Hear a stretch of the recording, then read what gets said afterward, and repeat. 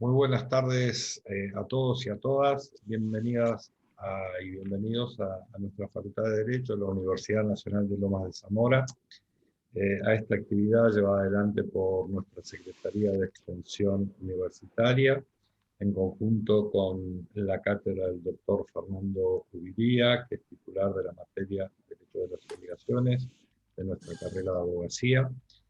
Y también contamos con la presencia de quien va a ser las veces de moderadora de esta actividad, que es la doctora Alejandra Bertón.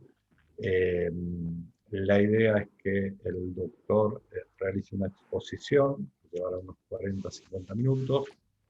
También va a mostrar un material, material que va a quedar a disposición de todos ustedes en nuestra Secretaría de Extensión.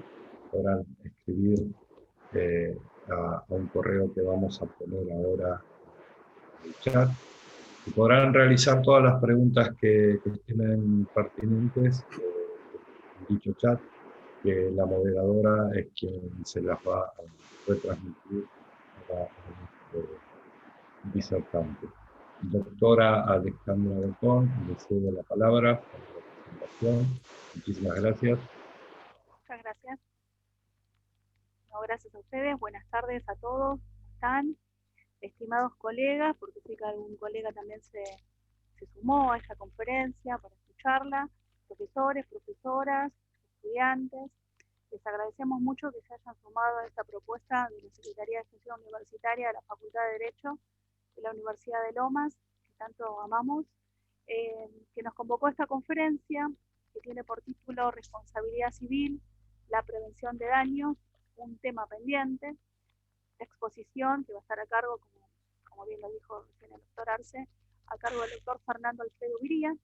Y para aquellos que no conocen a nuestro expositor o conocen todavía algunas cosas y otras no de nuestro expositor, les voy a contar que el doctor Fernando Ubiría es abogado, doctor en Ciencias Jurídicas por la Facultad de Derecho de la Pontificia Universidad Católica Argentina, prosecretario académico de la Facultad de Derecho de la Universidad Católica Argentina y director del doctorado en Ciencias Jurídicas en esa misma facultad. Es relator en la Cámara Nacional de Apelaciones en lo Civil del Poder Judicial de la Nación. Además, nuestro querido profesor es titular del doctorado en la UCA de Principios Generales del Derecho Privado y es profesor titular de Derecho de las Obligaciones en nuestra Casa de Altos Estudios, Facultad de Derecho de la Universidad de Lomas de Zamora, en la Universidad Católica Argentina y en la Universidad Austral. Además, escribió diversos artículos en diferentes revistas y publicaciones de derecho y es autor o coautor de algunos textos, entre los cuales encontramos el libro Derecho de Daños en el Código Civil y Comercial de la Nación. Bueno, ahora bien, la exposición, como bien se dijo recién, durará aproximadamente 45 minutos y quien les habla le transmitirá al expositor aquellas preguntas para que él pueda responderlas ocasionalmente. Sin más preámbulos, entonces, tengo el honor de cederle la palabra al doctor Fernando Ubiría, esperando que esta conferencia sea de gran utilidad y aprendizaje para todos ustedes. Buenas tardes. Muy bien, bueno, ¿qué tal? Buenas tardes a todos. Qué gusto saludarlos. Espero que se encuentren muy bien. Yo estoy contento de estar acá, cómodo, en casa, junto con tanta gente conocida, querida, tantos amigos. Primero agradezco a mi compañera de equipo, a la profesora Bertón, que acaba de presentarme tan generosamente. También al profesor Fabio Arce, que con gusto nos coordinamos rápido para llevar adelante este tipo de actividades tan bien planteadas y propuestas por la Facultad de Derecho. Y en ese sentido, saludo especialmente a la cabeza de la facultad, a la profesora María Fernanda Vázquez, y agradezco entonces a todos porque me dan esta posibilidad de compartir algunas ideas con tantos alumnos, tantos colegas. Los saludo especialmente, conozco a muchos de los que generosamente prenden sus videos y me hacen sentir más acompañado. Como siempre digo, para un profesor tener personas que pueden habilitar su video lo hacen sentir más en casa más agradecido y cómodo. Así que, así como yo abro las puertas de mi casa a la intimidad de algún sector de mi casa, ustedes hacen lo mismo y se los agradezco. Bueno, cuando me invitó el profesor Fabio Arce, pensábamos algunas posibilidades, temas a desarrollar que fueran de valor, que impliquen un aporte, un granito de arena, algo que sea útil, ¿verdad? Y propuse la temática acerca de la prevención de daños, pensando que una de las novedades más salientes del nuevo código precisamente se enmarca en esa dirección, ¿verdad? Un nuevo sistema codificado de apenas 5 años y moneda, donde miramos, donde subrayamos, hacia allí dirigí la mirada, y esa es la temática que les propongo, para que sea de provecho, insisto, esa es mi expectativa, para todos los que tienen la amabilidad de acompañarme. Preparé un material, que es el siguiente, que les voy a compartir, para ordenar un poco el discurso, para llevar una relación ordenada precisamente, y apuntar hacia los focos más relevantes de la temática. Quiero plantearlo desde cuestiones prácticas, desde aspectos bien concretos, para luego construir en todo caso la teoría, la ingeniería jurídica, pero parto desde hechos puntuales, que son los disparadores que me motivaron a elegir esta cuestión. La pregunta sería, ¿por qué nos pasa lo que nos pasa? Haciendo foco en algunos eventos tan lastimosos, que tocan la sensibilidad, nos hieren en lo profundo, porque precisamente al hacer foco en ciertas cuestiones, lejos de olvidarlo, procuramos aprender de ciertas experiencias traumáticas. Y fíjense lo que les propongo como primera situación, como primer hito, dato duro, histórico. ¿Por qué pasó Cromañón? Año 2004, que se llevó 194 vidas, 1.400 y pico de heridos. ¿Por qué pasó Cromañón? ¿Nos merecemos Cromañón? ¿Nos merecimos? ¿Y podría haber otro Cromañón? Primer disparador. Los silencios son adrede porque es necesario un análisis, una introspección, una reflexión profunda de esta situación tan tremenda. Primer caso, 30 de diciembre de 2004, lo tengo grabado en la memoria y en la memoria emocional. Segundo caso, acá está. ¿Por qué pasó la tragedia de Once? ¿Podríamos decir que nos merecemos que nos haya sucedido lo que nos sucedió? Es duro, lo planteo de esta forma adrede. Y no es que quiera tocar un nervio solo para causar dolor, sino que quiero poner todas las cartas sobre la mesa para que sepamos lo que tenemos y lo que nos falta. Lo que tenemos y lo que nos falta. Merecemos que nos pasen situaciones, eventos, como el de la tragedia de Once. Ya también han pasado unos cuantos años. Acá han muerto 51 personas, 789 heridos. Esto es del año 2012. Segundo caso, segundo disparador. Tercero y último. El derrumbe del edificio en la ciudad de Rosario. Todo un edificio derrumbado por un escape de gas. También, nuevamente, tercer evento que tengo muy grabado en la memoria, especialmente en la emotiva. Me tocó una fibra íntima cuando pasa lo que pasa, y por tanto, insisto, ¿por qué nos pasa lo que nos pasa? ¿Nos merecemos que nos pase lo que nos pasa? Bueno, Así expuestas las cosas, partiendo de este núcleo duro, fáctico, una primera consideración, pongo estos 3 casos como podría poner, por supuesto, muchos más. Una primera consideración es esta, un posicionamiento. Creo en esto. En la vida no hay premios, no hay castigos. Lo que hay son consecuencias. No hay premios, no hay castigos, hay consecuencias. Y a la par, no existe el azar. No existe el azar. Dios no juega a los dados. ¿Qué quiero significar? ¿Por qué traigo esto? ¿Por qué me pareció oportuno, conveniente traer esta temática tan importante y tan sensible, ¿no? Hago foco en la cuestión de la estructura jurídica, y hacia ahí, por supuesto, me dirijo. Hacia ahí, por supuesto, me dirijo.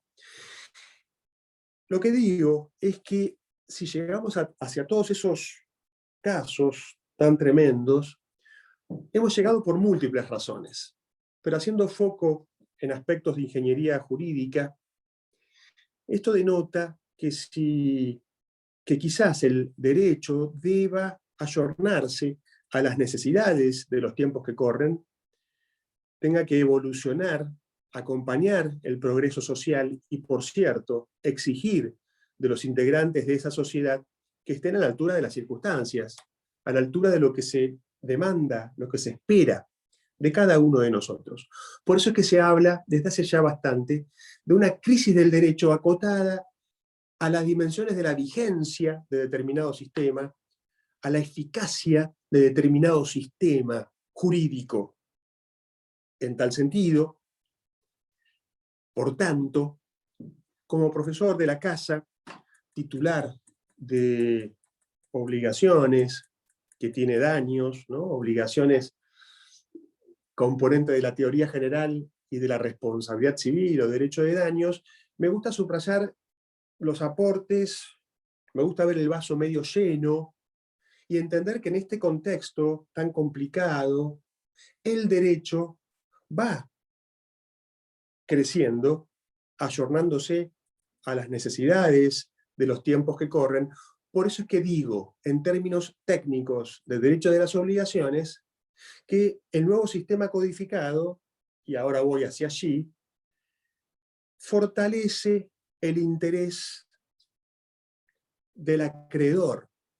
Lo digo de esta forma pensando en las potenciales víctimas, que somos todos. Todos somos potenciales víctimas. Por tanto, el sistema codificado nuevo, comparativamente con el de Vélez Sarsfield, muy bien discernido, pero en el siglo XIX, el nuevo sistema subraya, fortalece el interés del acreedor, objeto de la relación obligacional.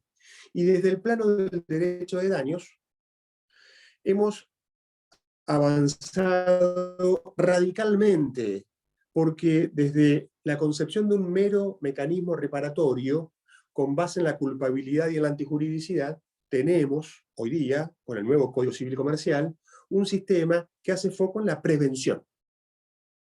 De la mera reparación a la prevención.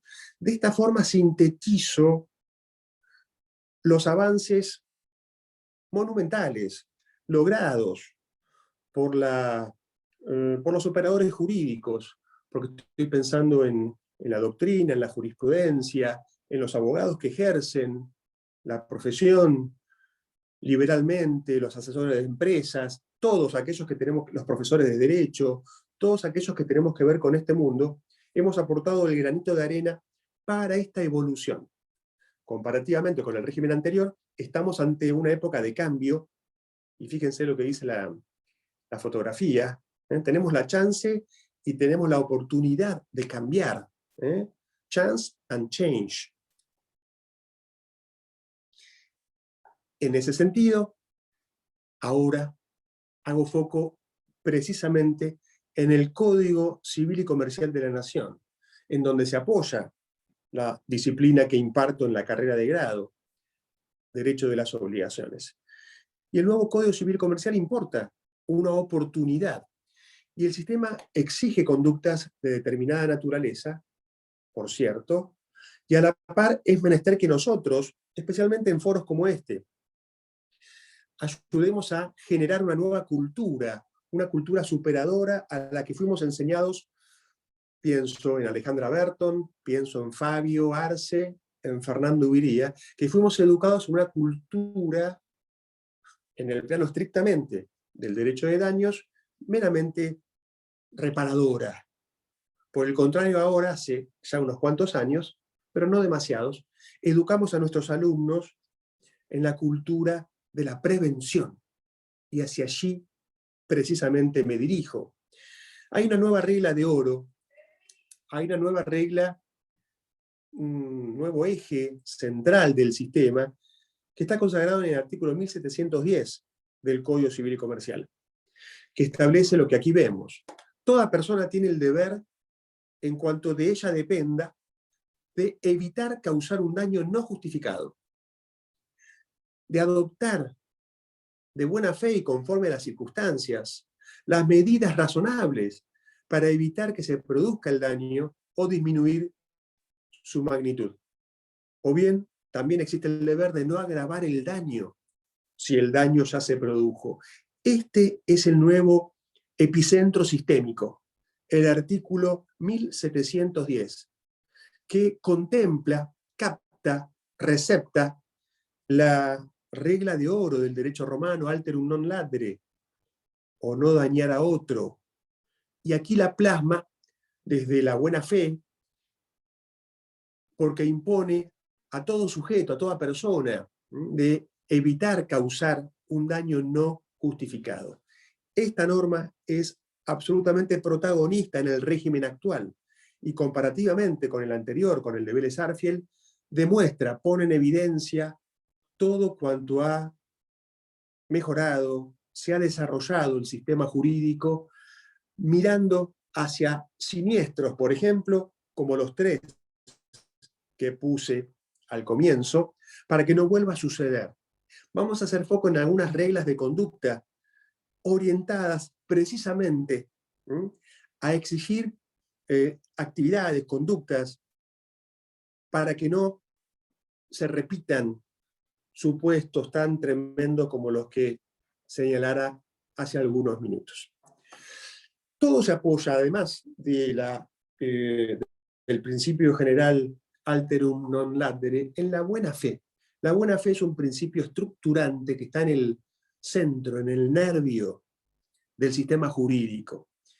No era menester que fuera codificado, que fuera normativizado, pero lo ha sido y me parece que está perfecto, porque el operador jurídico busca respuestas como corresponde, en el código, en las leyes, y la buena fe está al comienzo, en el título preliminar, en el artículo 9. En la buena fe la encontramos en los diferentes libros que estructuran el Código Civil y Comercial. Está en el artículo 729, que dice que el deudor y el acreedor deben obrar con cuidado, con previsión y según las exigencias de la buena fe. En todo caso, quizás sea conveniente recordar el concepto de buena fe. Es muy educativo, muy instructivo, tener muy presente, internalizado, qué es la buena fe, porque se demanda, se exige conductas de ese tono, de ese tenor. Pues la buena fe es la conducta recta, es la conducta honesta. Y por tanto se esperan conductas rectas, honestas del deudor, del acreedor, en todo tipo de relación.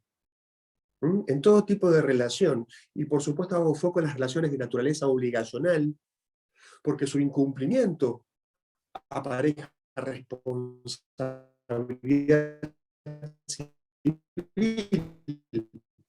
pensando siempre del comienzo de la charla. Cromañón, tragedia de Once, derrumbe del edificio en Rosario, como lamentablemente tantos más. Pero si la buena fe impone conductas rectas, honestas, no solo al deudor, sino también al acreedor, esto es de gran valor y de gran desarrollo en positivo.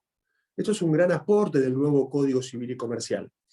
Y desde la cuestión técnica de derecho obligacional, la buena fe robustece el interés del acreedor, objeto de la relación obligacional, y también, simétricamente, la buena fe fija el alcance de la prestación exigible al deudor, porque precisamente la prestación es la conducta del deudor, y en esa conducta, que podrá ser dar, hacer o no hacer, por supuesto pienso especialmente en las prestaciones de hacer, las actividades que pueden ser peligrosas o riesgosas.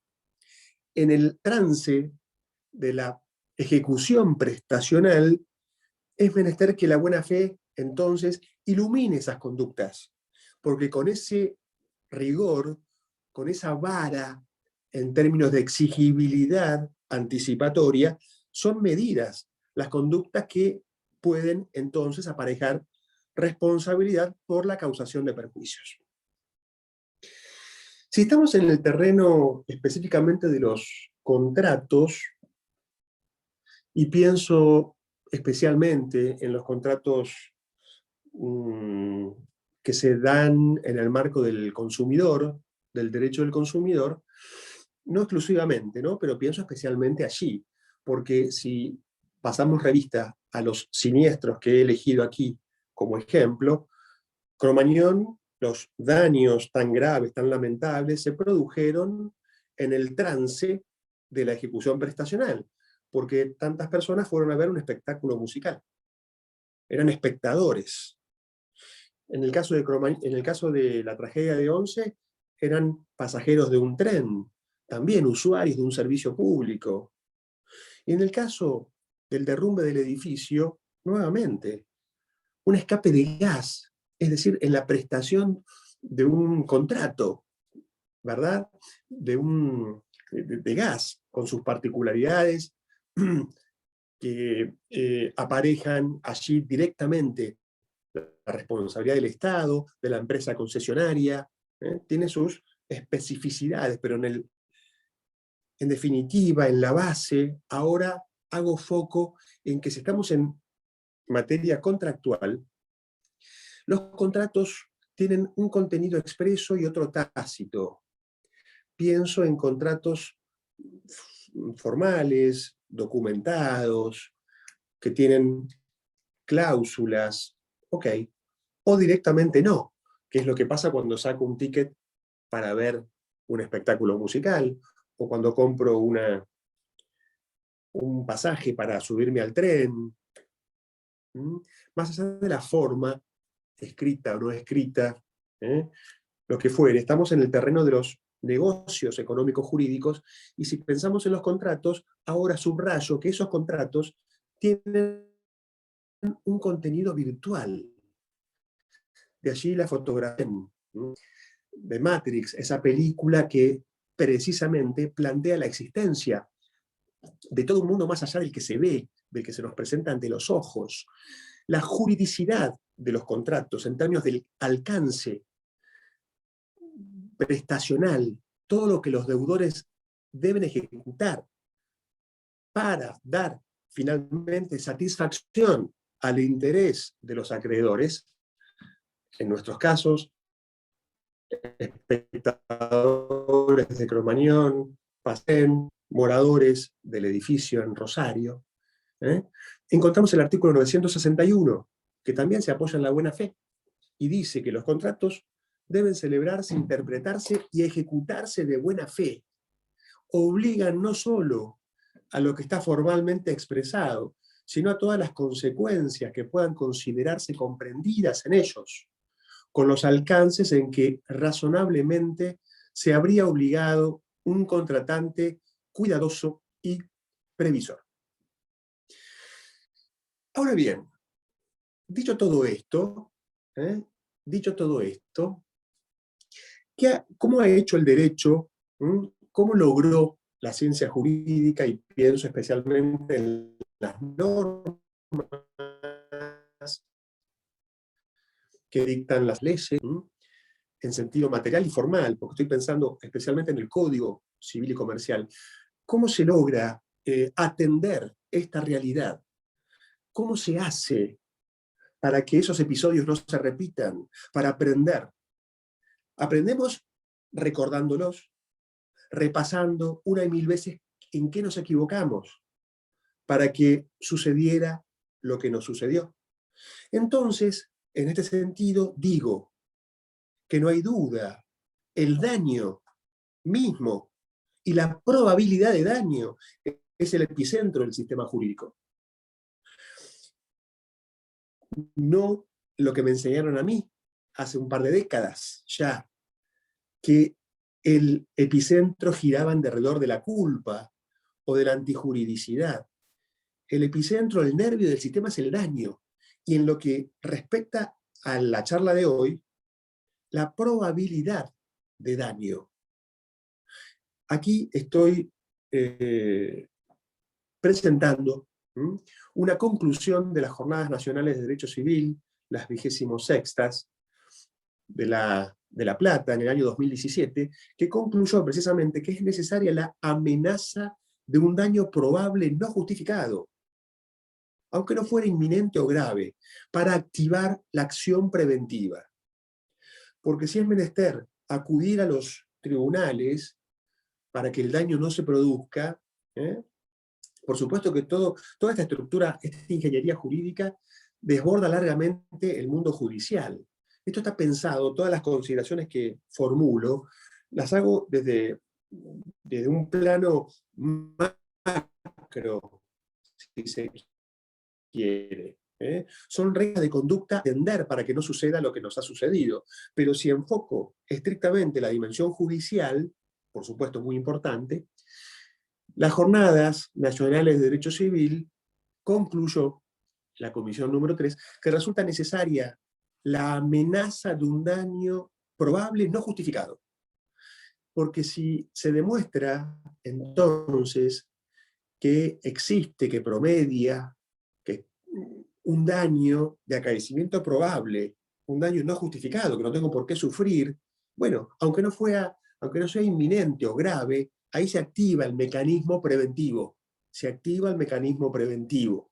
Daño, entonces, como epicentro sistémico. Profundizando hacia lo que es la pretensión preventiva, profundizando, ahí diré que según también las jornadas nacionales, ahí también diré que según las Jornadas Nacionales de Derecho Civil del año 2017, perdón, bueno, llegaron a otras conclusiones. ¿Cuáles? ¿Cuáles? Aquí estoy pasando revista. A la acción preventiva, en tanto que la pretensión preventiva que dispone el artículo 1711, 12, 13, se trata de una pretensión preventiva genérica, autónoma. También esto es una interpretación de los artículos 1711, 12, 13. Y dice que la pretensión preventiva es genérica, autónoma, de dar, hacer o no hacer, y no tiene carácter excepcional, tampoco tiene carácter subsidiario, ni exige que exista una vía judicial más idónea. Son conclusiones que subrayan una acción que procura ser protagonista, que esté al alcance del operador jurídico, del abogado, sin tantos formalismos, para que intervenga un juez competente y pueda, verificando la probabilidad de daño injusto, como decía hace un momento, si verifica que efectivamente promedia un daño injusto, bueno, habilitar la acción, darle impulso, tomarla y activar entonces el mecanismo a instancia de parte, de la manera más expeditiva posible. También las jornadas, en su comisión número 3, estableció que la acción preventiva puede ser articulada con otra acción de naturaleza resarcitoria, particularmente cuando se trata de hacer cesar conductas dañosas ya iniciadas, que han generado secuela de dañosidad. Otras importantes conclusiones a las que arribó las Jornadas Nacionales de Derecho Civil del año 2017. En ese sentido,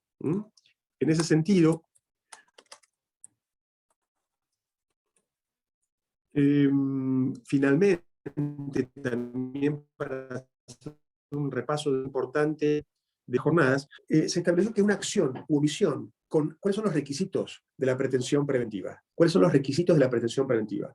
Una acción u omisión, ¿verdad?, con razonable aptitud causal para generar un peligro de daño no justificado. Eso es lo que ya hemos dicho.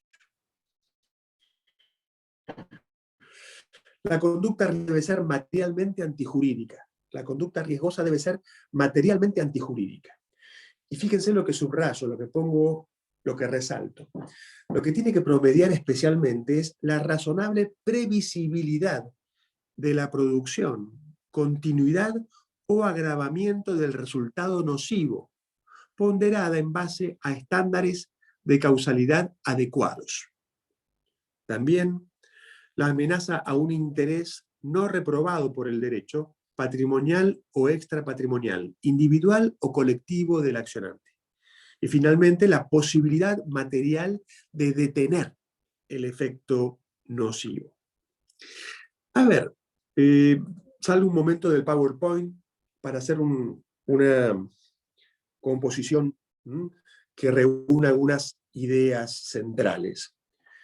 Si la acción preventiva es una gran novedad del Código y la regula en los artículos 1711 en adelante, lo que el sistema procura es que el abogado que tiene que llegar hasta el proceso articulando una acción de esta naturaleza, donde hace foco el sistema, por eso lo resalté, es en la demostración de la probabilidad de acaecimiento de un daño no justificado, en la amenaza, en los términos de la empleado por las jornadas, amenaza de daño no justificado, probabilidad de daño no justificado. Cuando eso acontece, el juez tiene que intervenir y adoptar las medidas que considere pertinentes, ordenando la, precisamente, adopción de medidas para evitar la causación de perjuicios. Y si subrayo adrede probabilidad de daño no justificado, quiero significar que ahí estamos combinando los dos presupuestos de la responsabilidad, que son la causalidad y el daño. Porque así como el daño es el epicentro general del sistema, tanto que la disciplina se denomina mayormente derecho de daños, la causalidad es absolutamente central, porque aquí lo que medimos es la efectiva probabilidad de causación de perjuicios. Si es probable que los perjuicios acontezcan y el juez advierte esa peligrosidad, más allá de la inminencia o la gravedad, que puede o no tenerla, si está demostrada la probabilidad efectiva de producción de daños, el juez tiene que admitir la acción y ordenar la medida que entienda más idónea, más eficaz para lograr evitar ese daño. Esto como algunas ideas en torno a un puñado de normas que son absolutamente novedosas para nosotros. Los artículos 1710 a 1714 son de gran riqueza, y los operadores jurídicos en los últimos años le van dando vida porque articulan acciones de esta índole. Estamos construyendo, por supuesto, nueva jurisprudencia y estudios de doctrina cada vez más profundos, detallados, porque la experiencia, por cierto, enriquece el entendimiento.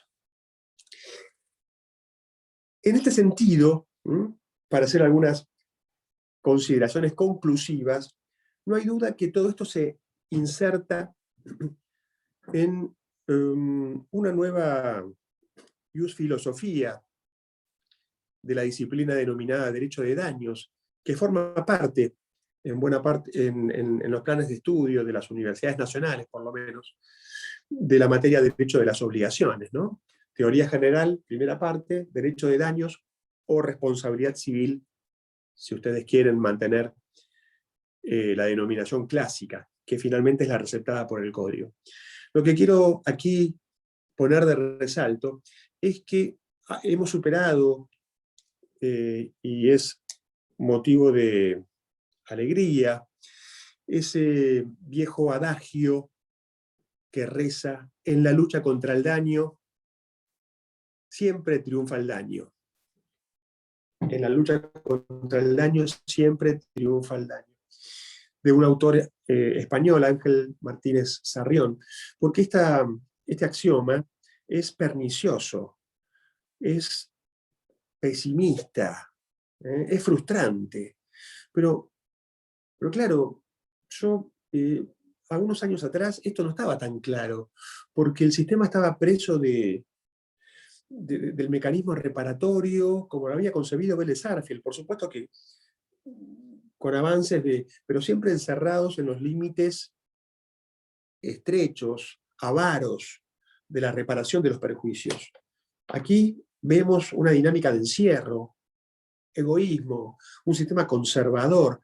Esto es lo que el nuevo Código Civil y Comercial viene a modificar, a mejorar, a proponer un sistema superador, largamente superador, con foco en la prevención. Esta es la nueva cosmovisión, y que plasma el Código Civil y Comercial de la Nación, porque tenemos un código que en esta materia es un código de avanzada, progresista, que no se conforma, que apunta a que no suceda lo que nos ha sucedido, a que no vuelva a pasar. Por supuesto que hay muchas cuestiones involucradas detrás. ¿Por qué nos pasan las cosas que nos pasan? Desde el derecho, la ingeniería jurídica ha ido cambiando, mejorando para atender estas situaciones, exigir conductas de otra índole. Así que son pasos en positivo. La disciplina ahora se ve oxigenada, en donde el valor solidaridad está presente, donde se receptan entonces las necesidades sociales, porque este puñado de normas, pocas, aquellas en las que hice foco, están pensadas para que en el tránsito, nuevamente digo, en la ejecución prestacional, vuelvo a pensar en los contratos que se desarrollan en el ámbito del derecho del consumidor, y sigo pensando en los tres casos iniciales, se receptan las necesidades sociales, se exigen conductas de determinada naturaleza, el sistema es más exigente y requiere, por supuesto, de una sociedad que las reciba, que las viva, que las encarne, porque esto no puede quedar en letra muerta. No son disposiciones que puedan quedar en letra muerta. Por tanto, son normas a cumplir, a respetar, y es menester hacerlas cumplir, todo junto, todo junto. En definitiva, el sistema actual es un sistema más vigoroso, económicamente más eficiente, y eso es digno de aplauso. Por eso también quería señalarlo en el encuentro de hoy. Párrafo aparte, en todo caso, para el Estado. ¿Y qué es lo que podemos esperar del Estado? Salvo un momento del PowerPoint, un pequeño paréntesis. Queridos colegas, amigos, alumnos, si el 1710 y todo lo que se desprende de esa norma, de esa regla de oro, es una norma de avanzada y exige de cada uno de nosotros conductas de determinada naturaleza, he dicho, conductas que estén a la altura de las circunstancias, respeto por el prójimo, cuidado. No es más que eso, no es más que amor al prójimo, en definitiva. Una cosa es lo que se nos demanda a cada uno de nosotros, y pienso especialmente en las empresas, y bien hace el sistema en apuntar a las empresas como actores protagonistas en la sociedad de consumo, en la sociedad industrializada. Se piensa en las empresas, y está muy bien todo lo que se exige a las empresas en orden a que ejecuten sus actividades, que pueden ser riesgosas, peligrosas, contemplando estas virtualidades, situaciones, anticipándose a las mismas, practicando un profesional gerenciación de los riesgos involucrados en la actividad en cuestión. A la empresa se le exige identificar los riesgos, gestionarlos de manera profesional. Está perfecto. Pero ahora, como decía, y vuelvo a la placa, que es la última o la anteúltima placa. ¿Qué pasa con el Estado, ¿no? Porque si el compliance precisamente es el mecanismo, ¿no? Son los mecanismos o los procedimientos de identificación de riesgos, para que esos riesgos sean contemplados y las empresas puedan anticiparse a la causación de perjuicios en el desarrollo de sus actividades, de la prestación de sus servicios. Pero ¿qué pasa con el Estado? Porque acá hago foco en el Estado. ¿Al Estado le pedimos lo mismo? Ok, fíjense, Cromañón era una empresa privada. La tragedia de Once tuvo lugar con una empresa que ganó una licitación, un contrato de derecho administrativo, servicio público. El Estado se vale de una empresa para brindar el servicio ferroviario.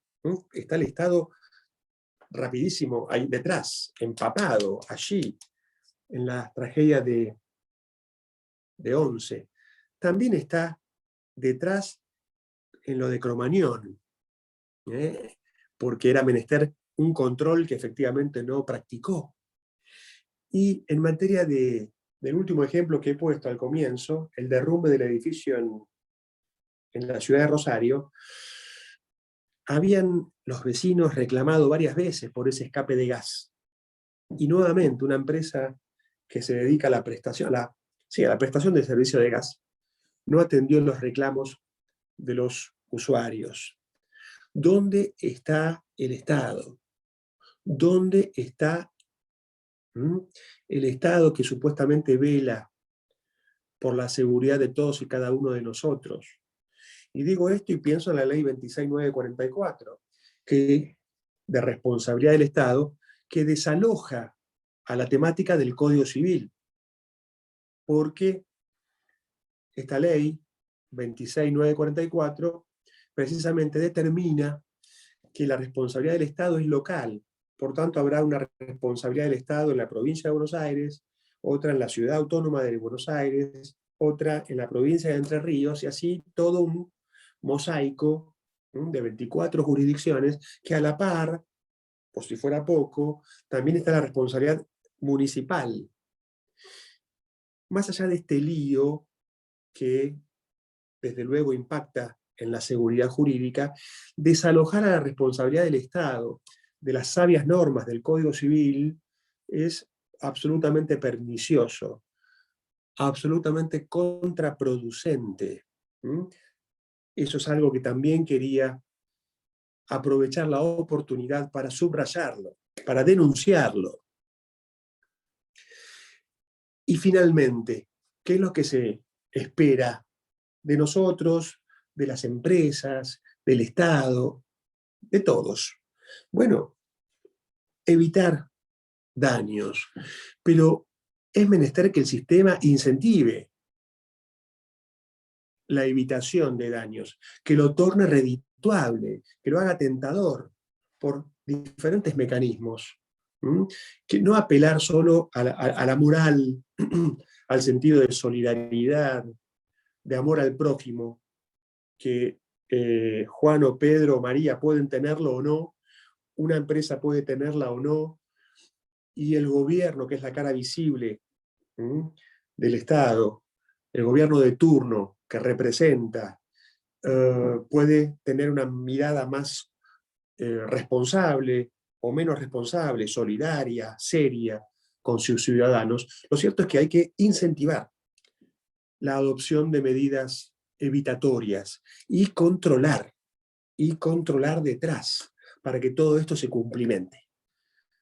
Porque el sistema está bien pensado, es menester en todo caso que le demos aplicación razonable, iremos creciendo, como por supuesto nada se construye de un día para otro, pero he traído en definitiva algunas pinceladas de reformas del nuevo código que son desarrollos en positivo.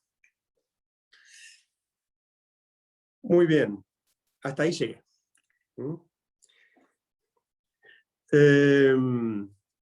Bueno, son algunas ideas sintetizadas en 45 minutos, como me han pedido, así que espero que haya sido de utilidad, que se haya entendido. Ustedes dirán, con gusto, contestaré alguna duda, alguna inquietud, mientras me subo un mate. Bueno, muchas gracias, doctor. No sé si se me escucha. Muchas gracias por su exposición, muy clara, concreta, con muchas ideas para trabajar. Y bueno, tengo algunas preguntas de algunos estudiantes que me gustaría hacer. ¿Se escucha? Sí, sí. Ah, perfecto. Adelante. La alumna Karina Pasos dice, ¿no cree que además de la acción preventiva es necesario agilizar el proceso para que las sentencias sean más veloces y el daño haga sufrir el menor tiempo posible al damnificado? A ver, por favor, repetí la pregunta, Alejandra, porque creo haberla entendido, pero por las dudas repetí la pregunta. Sí. La alumna dice que la pregunta está relacionada a la gran cantidad de tiempo que conlleva resolver conflictos en instancia judicial. Entonces dice, ¿no cree usted que la acción preventiva, antes que la acción preventiva, es mejor agilizar los procesos para que logren tener una sentencia? Temas distintos igual, pero... Estoy absolutamente de acuerdo. ¿Cómo no estarlo, verdad? Y me alegro que se ponga el dedo allí, porque ahí es tocar un nervio, y cuando a uno, ¿no?, uno toca un nervio, salta. Sin duda que es menester echar mano a todo proceso judicial, porque es necesario ganar en eficacia. El proceso sigue siendo muy burocrático, denso, lento, oneroso, y está muy bien pensar que desde afuera también se contribuye aligerando ciertas formas, aligerando el rito. El siglo XXI es el siglo, comparativamente con el XX, y ni que hablar con el XIX, el siglo de la inmediatez. Queremos todo para allá, y las nuevas generaciones nos van empujando hacia precisamente procurar soluciones mucho más efectivas. Así que este tipo de preguntas ahora o comentarios son siempre válidas, pertinentes, pero las nuevas generaciones hacen foco allí porque no pueden entender que los procesos demanden el tiempo que demandan. La acción preventiva está concebida para ser una herramienta eficaz. Si me preguntan si lo es o no lo es, yo digo que lo es razonablemente en manos de un juez también razonable. La acción preventiva está diseñada y puede ser implementada, ejecutada en un tiempo razonable, en manos de un juez razonable. Pero, claro, no sé si todos los jueces son razonables o tienen sus juzgados bien organizados, pero si se dan esas condiciones, entiendo que pueden dar respuesta válida. Si no, por el contrario, no. Pero tomo la inquietud, esa es mi respuesta, y agradezco que hagan foco allí, porque es una de las tantas cuestiones a seguir mejorando. Muy bien. Siguiente pregunta de la alumna Valentina Rache, que dice, esta postura de una prevención ante la probabilidad de un daño, ¿acaso no puede traer consecuencia no querida ni esperada ante la apresurada aplicación de la acción? Mirá qué contrapunto, también muy interesante. Es un contrapunto muy interesante. En manos de un juez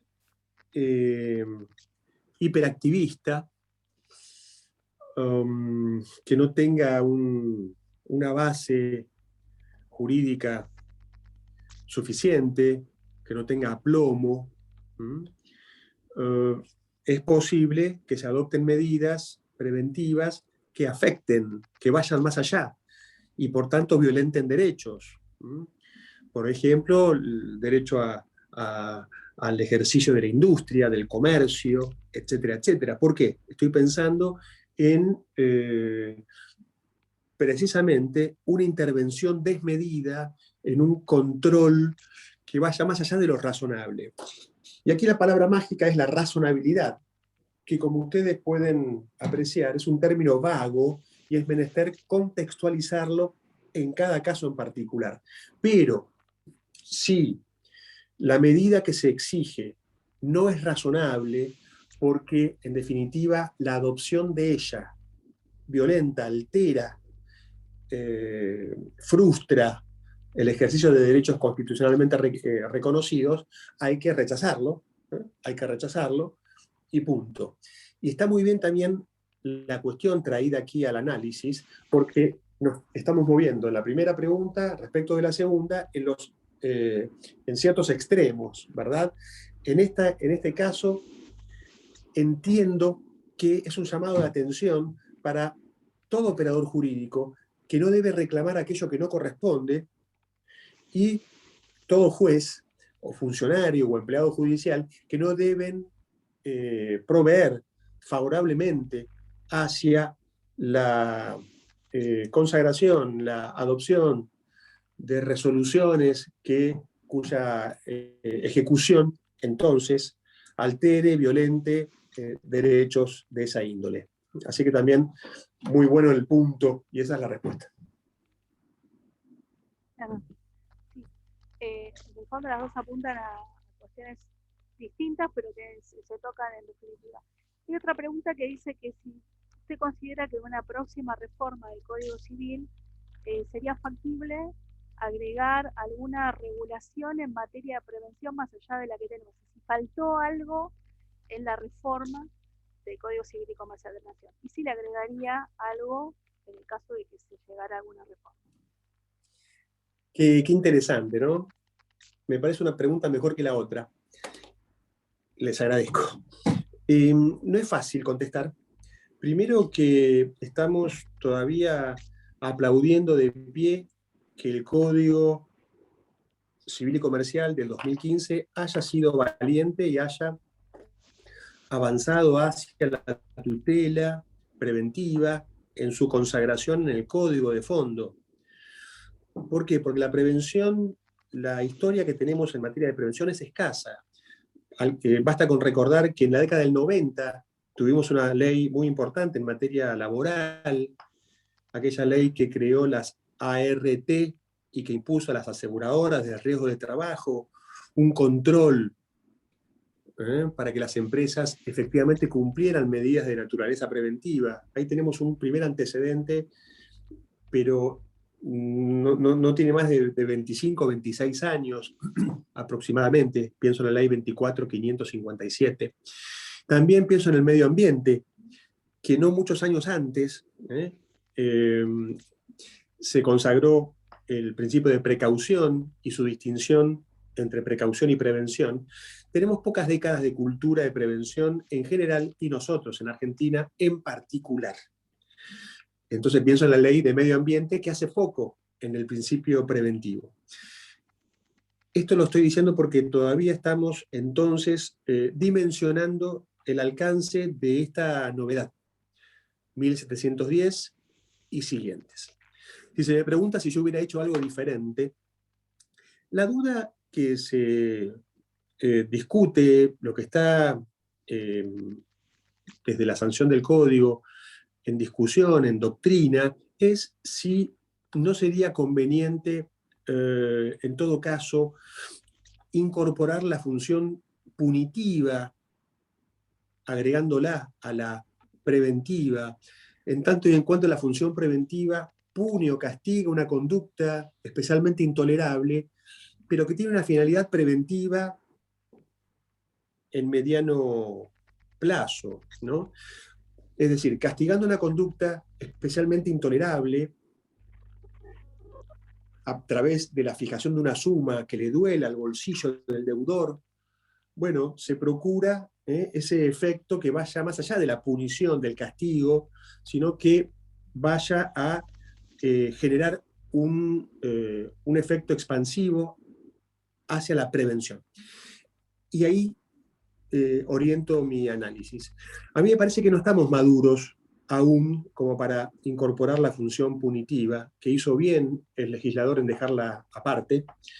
Esto, lo que estoy diciendo en parte, está transcrito en los fundamentos que desarrollaron los autores del anteproyecto, en donde discutieron si era necesario, conveniente, incorporar la función punitiva con esta finalidad preventiva a mediano plazo o función preventiva mediata, y creo que han hecho bien. Y la función punitiva, en todo caso, dejarla, porque ya la tenemos estrictamente en el terreno del derecho del consumidor, pero no en el ámbito del Código Civil y Comercial. Y creo que es una buena medida de prudencia. Por tanto, a la pregunta que se me hizo, contesto que no, lo dejaría como está, y en todo caso lo revisaría a 10 años vista, a 15 o a 20 años vista, para determinar cómo hemos aprendido, qué cultura efectivamente incorporamos en derredor de esta temática tan importante, y ahí quizás sea oportuno meter mano y hacer algún ajuste. Bien, perfecto. Vamos a responder dos preguntitas más. ¿Te parece, doctor? Sí, por supuesto, con gusto. Muy bien. Hay un comentario de un alumno, Ariel López, que hace referencia a un ejemplo de prevención del daño muy conocido por todos nosotros, que es la creación de la CUMAR, ¿no? Haciendo referencia también al fallo Mendoza. Y después hay otro alumno que pregunta si la acción preventiva y la acción resarcitoria son concurrentes. Pregunta si son concurrentes. Yo te pediría, Alejandra, si pudieras repetir, sintetizar una pregunta y la otra, por favor. Sí. No, la primera parte era un alumno que hizo referencia a un ejemplo de prevención del daño, y si estaba bien el ejemplo, que era la constitución de la CUMAR y la referencia al fallo Mendoza. El alumno Ariel López hizo ese comentario. Y después hay otro alumno que consulta si la acción preventiva y la acción resarcitoria o de reparación del daño son concurrentes. Bien. Primero, nuevamente, otras preguntas muy pertinentes y especialmente importantes. El ejemplo de Acumar, el fallo de la Corte Suprema, INRE Mendoza y otros, es un gran ejemplo de una medida preventiva y de lo que cuesta. Creo que es uno de los ejemplos emblemáticos para poner sobre la mesa todo lo que necesitamos crecer y hacer efectivo, porque el sistema puede estar bien discernido, bien pensado y las normas bien estructuradas, pero luego es menester aplicarlas. Entonces, Acumar, el fallo Mendoza, otros fallos de la misma naturaleza, son previos al Código Civil y Comercial. Años antes del Código Civil y Comercial, o dentro del régimen del Código Civil y Comercial, vemos que es muy difícil implementar medidas, porque aun cuando la Corte ordene, es menester que el poder político y los gobernantes de turno den cumplimiento a las órdenes judiciales, insisto, que parten de la propia Corte Suprema de Justicia de la Nación. Esto es insólito. De ahí la tensión de poderes, los ámbitos de competencia que a cada uno le corresponde, porque si esto termina en la Corte, y la Corte dicta una sentencia que ordena medidas de carácter preventiva y las identifica, y habla del gobierno municipal, del gobierno provincial, etcétera, etcétera, luego es menester dar cumplimiento. Y ahí, entonces, es donde tenemos que seguir trabajando para mejorar. El caso, el ejemplo que han citado es absolutamente central y agradezco que lo hayan hecho para poner un ejemplo muy clarito de todo lo que tenemos que seguir creciendo o avanzando en la materia. Y la segunda cuestión, y última, que presentaba la profesora Berton, por supuesto, lo he leído, una conclusión de las Jornadas Nacionales de Derecho Civil. La acción preventiva concurre con la resarcitoria eventualmente. Puede ser una sola, la preventiva, puede ser la acción resarcitoria sola, como siempre, digamos, pero pueden ir ambas de la mano. Entonces hay dos tramos. Hay dos tramos. El primero se orienta a llegar antes, evitar que el daño se produzca. El daño pudo haberse ya producido y en todo caso la acción tiende a que no se agrave. Mitigar, eso se llama mitigación del daño. Y luego, en todo caso, se verá de avanzar con la acción reparatoria. Entonces, ambas pueden ser articuladas de esa manera y es otro buen tema, otro buen punto a dejar claro en esta oportunidad. Muy bien, doctor. Le hago la última pregunta de la alumna Iris Portela, que dice, actualmente los controles del Estado están aplicados de manera que solo están frente a una cámara de medios de difusión. ¿Cree usted que eso será posible cambiar, ya que los medios mismos no están propiamente controlados? ¿Qué pregunta? Bueno, excelente. Otra pregunta brillante. Otra pregunta brillante. La verdad es que no lo sé. Ahí pensemos todos, no lo sabemos, ¿verdad?